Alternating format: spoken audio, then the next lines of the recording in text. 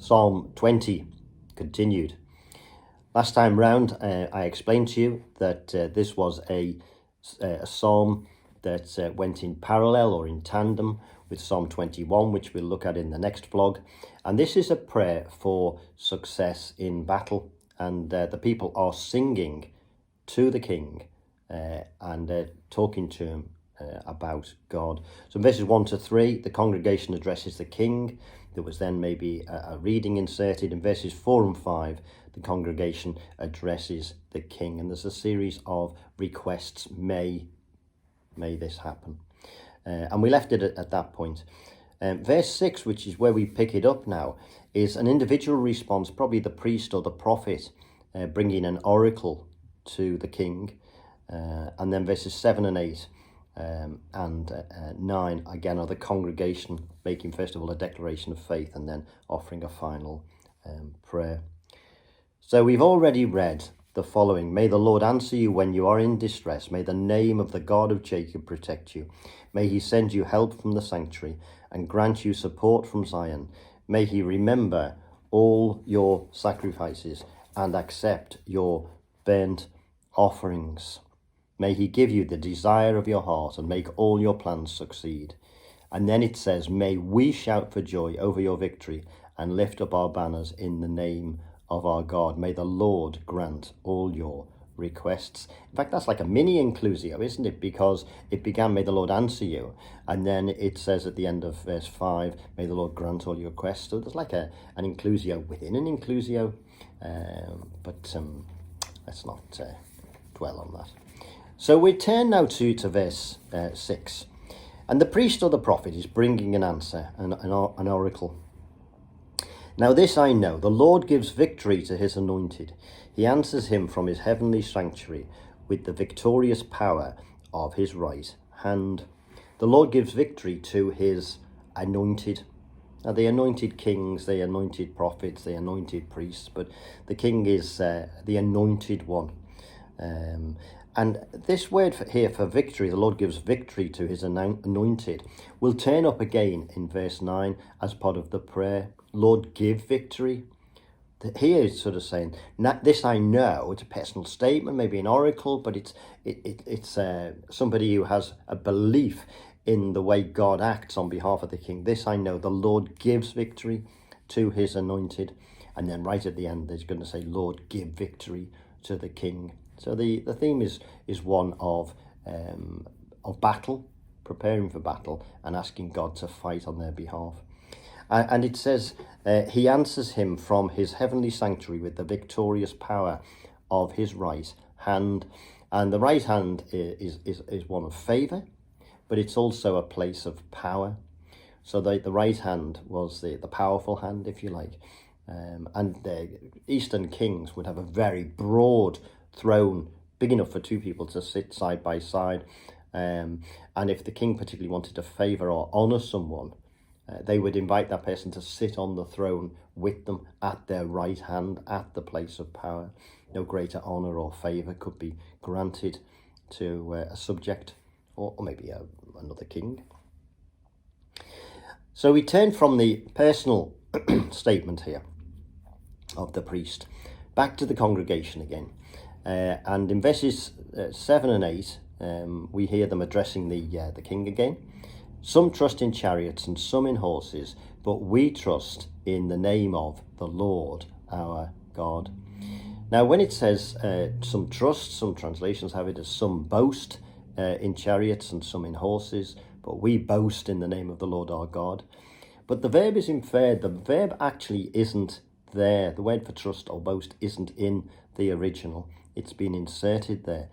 Literally, it says, we will make mention. Some make mention of chariots. Some make mention in the name of the Lord our God. The word for trust or boast isn't there, but it's inserted because it gives a stronger force to what is being said. And it says here, some trust in chariots and some in horses. Now, we read in Psalm 33 that the war horse is a vain hope for victory, and by its great might it cannot save. So in those days, if you had iron chariots, if you had war horses, you were one step further ahead, far more likely to win than if you just had foot soldiers. Remember the story of the Egyptians pursuing the Israelites into the Red Sea, and they're on their chariots. They get stuck in the mud there, but they're on their chariots. And really, again, it's important to kind of remember where you are in history. If you've no concept of where these things fit in, it's useful to know that really Abraham is about 2000 BC, that Moses is round about 1500 or maybe 1300 BC, and that David is round about 1000 BC. So it gives you a pattern, doesn't it? And David is at the time when the Iron Age is coming in. So remember that there were only 2 iron swords in the kingdom. Saul and his son Jonathan had them, and the rest of them were bronze. So we're at the end of the Bronze Age, and then the iron is coming in, and that's why the Philistines were so much more dominant than the Israelites, because they had a lot of iron, and they were fighting people who had bronze swords. So the army's always looking for an advantage, and some trust in chariots and some in horses. But the scripture says that the war horse is a vain hope for victory, and by its great might it cannot save. When you read in Deuteronomy 20, Moses is saying to the people, when you go out to war against your enemies and see horses and chariots, an army larger than your own, you shall not be afraid of them, for the Lord your God is with you, who brought you up from the land of Egypt. Before you engage in battle, the priest shall come forward and speak to the troops, and shall say to them, Hear, O Israel, today you are drawing near to do battle against your enemies. Do not lose heart, or be afraid, or panic, or be in dread of them, for it is the Lord your God who goes with you to fight for you against your enemies, to give you victory. See how scripture informs scripture time and time again. So he's saying, when you go out to war, you see horses and chariots, an army larger than your own. Don't be afraid. Speak to God and realize that it's the Lord your God who goes with you to fight for you against your enemies, to give you victory. Some trust in chariots and some in horses, but we trust in the name of the Lord our God. 2 Kings 6, story of Elisha. And the king of, I think it's Ammon, isn't it? Or is it Aram? Might be Aram, I think. Is sending soldiers out to capture Elisha, because Elisha is telling the king of Israel where the king of Aram is, where his soldiers are, because God's revealing it to him. And the king of Aram is very, very unhappy about this, and sends out his soldiers to capture Elisha and kill him. And when they wake up in the morning, Elisha's servant sees a vast army arrayed around where they live, and he's terrified. And Elisha prays, this is 2 Kings 6, Elisha prayed and said, Lord, I pray, open his eyes that he may see. So that's the problem, isn't it? We don't see. We don't have a spiritual perspective. We can't see what's going on. Often we take our information from the news broadcasts, and we fail to even see that these are edited and that they have their own agenda, and we're being led by the nose to believe something that the BBC or Sky News or whatever it is putting on there. They edit out the things they don't want us to hear, and they put in, and they obsess with the things they want to hear. You watch that, how edited a news broadcast is. And often we miss the truth about what's going on. But we also are dull to understand what God is doing spiritually. We bemoan the fact, there aren't many people in our church. Why aren't they turning up? What's happening here? But we don't have a clear spiritual perspective on what God is doing in the situation. And so we build up our programs, we make it more exciting, we make it more dynamic, we make our songs more vibrant, and yet still people don't come in, and we wonder why. But do we see what God is doing? Elisha's servant could only see what the enemy was doing, and often that's all we can see.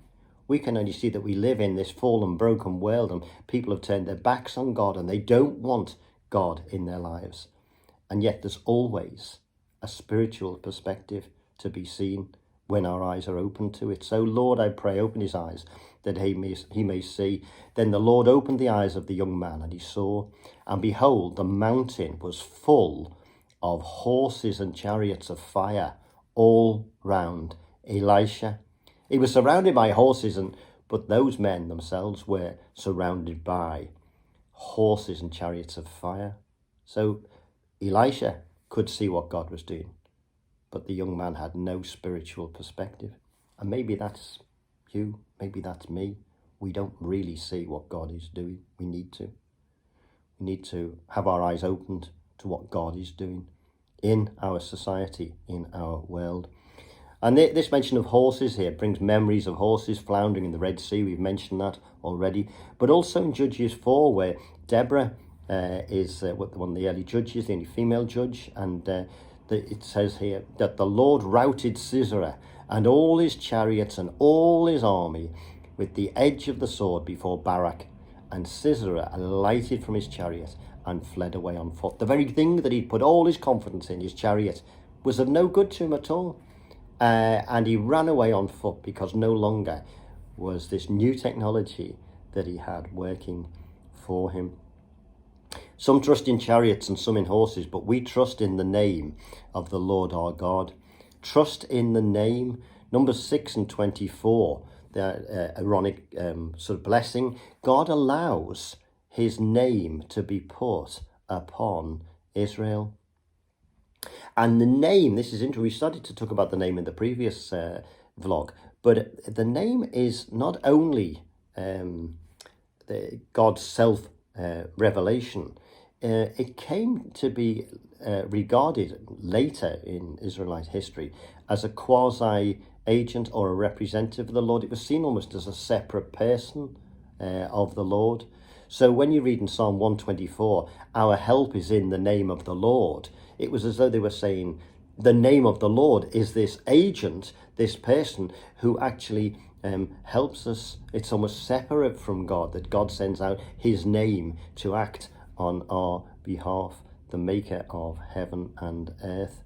Or even a second self, not just a quasi-agent or representative, but a second self. And that's what we find in Psalm 20. We trust in the name of the Lord our God. The name of the Lord our God has come to fight with us, will fight with us. In verse 8 we read, they are brought to their knees and fall, but we rise up and stand firm. It doesn't mean that there are no casualties for the Israelites.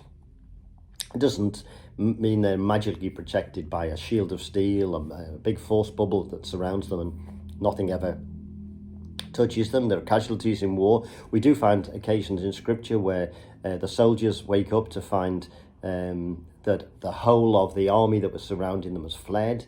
There's an occasion where they fight against each other, their enemies fight against each other, but there's another occasion when they just run away because God fights.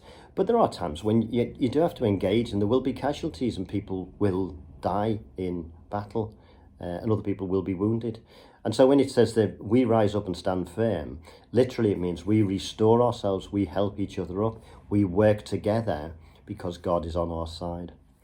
And having had those two verses there where the congregation sing to the king about what God is going to do on his behalf, the congregation addresses the Lord, and this is where the inclusio comes in. May the Lord answer you when you are in distress. Lord, give victory to the king. Answer us when we call it. It finishes where it started, with a request for God to answer. And this business about the king was so important to them. In Lamentations 4, the Lord's anointed, the breath of our life, was taken in their pits. The one of whom we said, under his shadow we shall live among the nations. So the Lord's anointed is the very breath of our lives. Without him, we can't live, we can't exist. 2 Samuel 21, after David has gone out and fought against one of the brothers of Goliath, or, fought against the Philistines, and one of the brothers of Goliath was saying, I'll finish David off.